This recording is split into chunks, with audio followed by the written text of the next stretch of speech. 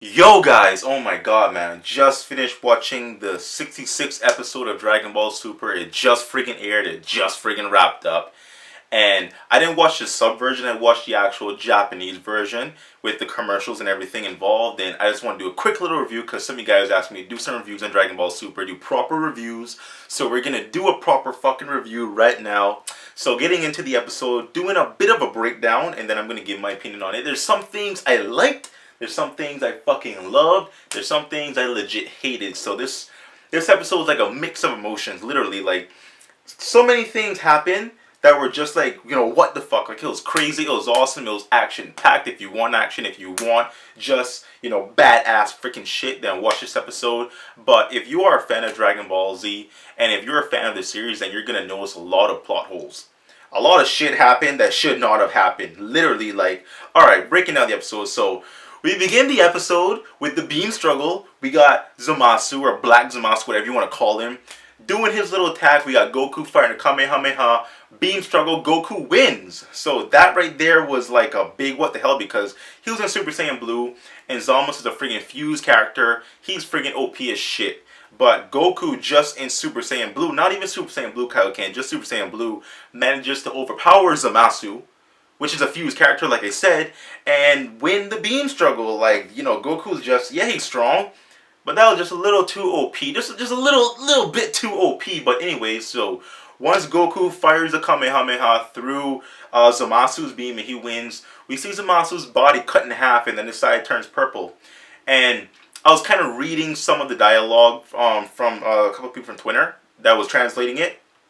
And apparently, since Zamasu is no longer immortal, as in he fused with Black, who's not immortal, even though Zamasu is immortal, them together made like a half immortal body. So you can pretty much destroy half of his body, which is why the Kamehameha destroyed like half of the body, because half is immortal and half is not, which is kind of weird, but it makes sense, because if you have an immortal character in a non-immortal character and they fuse, then they're not really immortal. So, that was cool. That was freaking awesome. So, some things happen, whatever. Goku, my dude, busts out the Kaioken. It was only for like 4 or 5 seconds, but the dude friggin' busts out the Kaioken.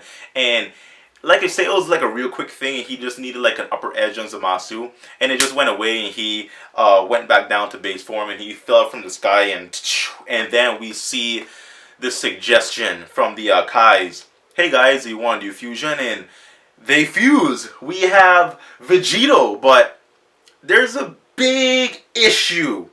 I friggin' hated this, okay? So, pretty much the greatest character in all of Dragon Ball Z, the most fucking awesome badass ever to grace the friggin' TV screen when I was 12, 11, friggin' 10 years old watching this shit.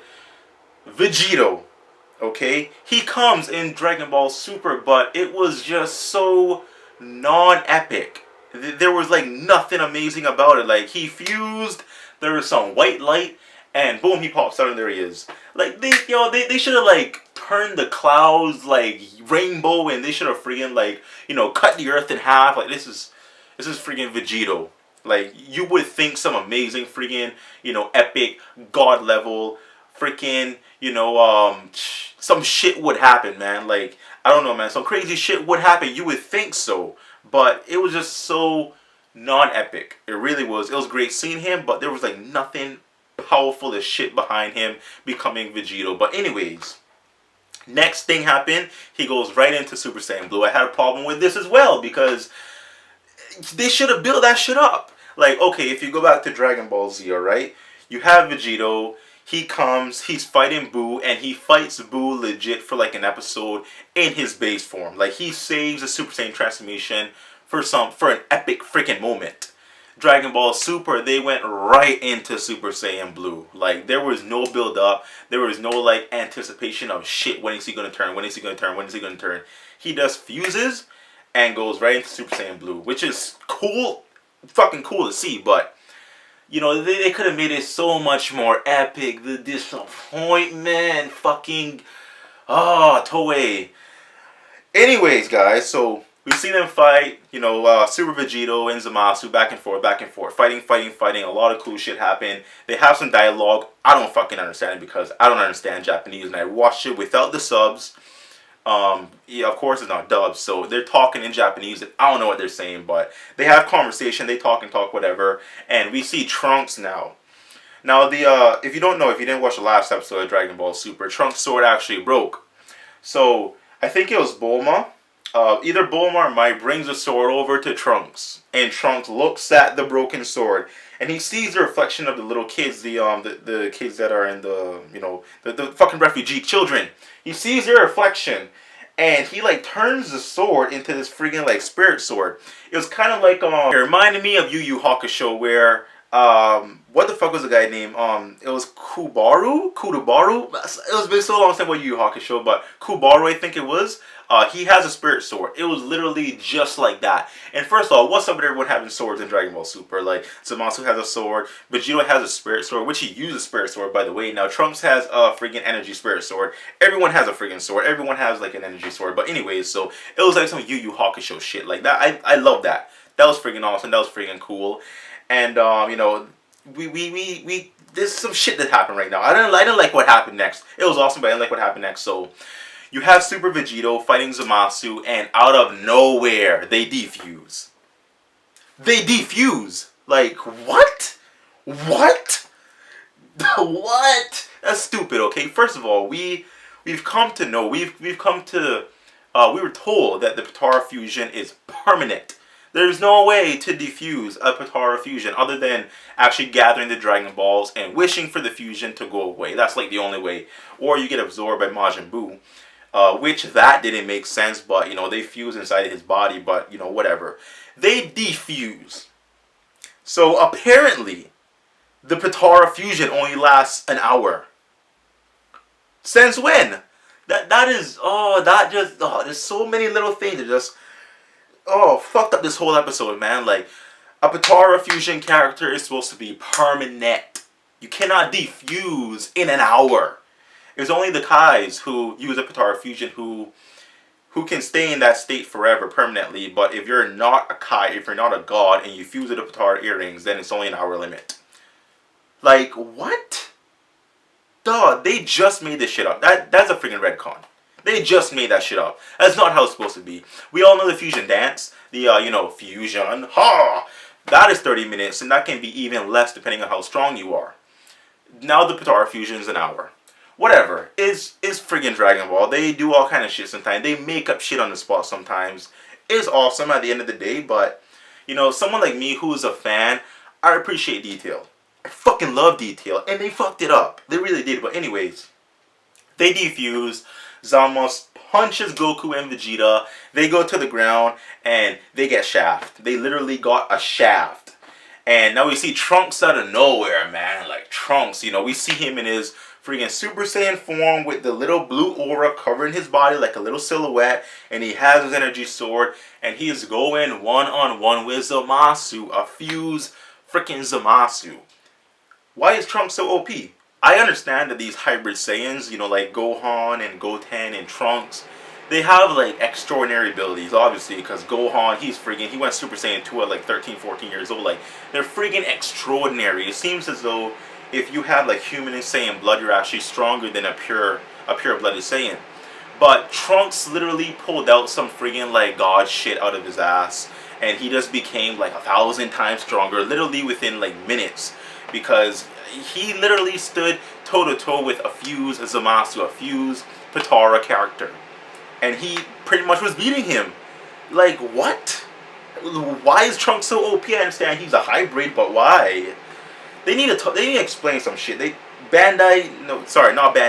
Toei Animation, the creators of Dragon Ball Super, like, we need an explanation video explaining your fuck-ups. But anyways, it's Dragon Ball, it's Dragon Ball, it's Dragon Ball. So we see Trunks, head-to-head with the Zamasu, and he's actually winning. And now some weird shit happens, man. Like, we see the people of the Earth who are in the future timeline of Dragon Ball Super, the future Trunks Earth. We see them like starting to glow. They're like glowing white, and we see like specks of energy, like particles of energy leaving their body, and we see the planet like specks of particles leaving their body, and we've seen this before.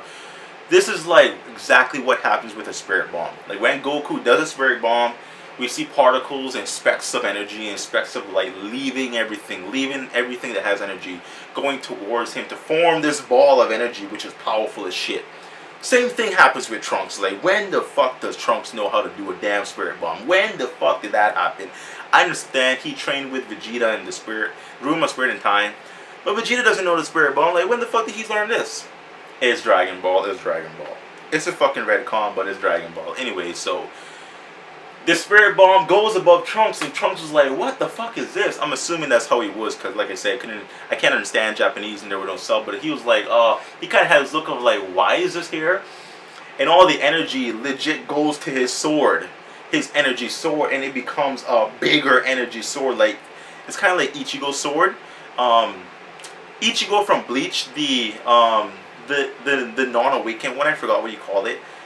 The original sword of Ichigo, like not the one that is thin, if you know what I'm talking about. That's exactly how it looks. So it becomes bigger, it becomes thicker, it becomes wider, and it's like this spirit bomb sword, and he starts glowing and becoming luminescent. I'm like, why? It's awesome, it's epic, it's cool as shit. But why is Trunks so OP, and how the fuck does he know how to do a spirit bomb? Anyways, guys, so Trunks takes this big ass freaking sword and starts slicing Zamasu like an X right across his body. Like this. Zamasu, he heals up. Apparently he's not immortal anymore, but he can still heal his wounds, so he is immortal? What? I don't understand. There's things about this episode that needs to be explained, like I said. But we see Trunks, he takes the sword, he stabs Zamasu right through the stomach. And that's the end of the episode. That is the cliffhanger, guys.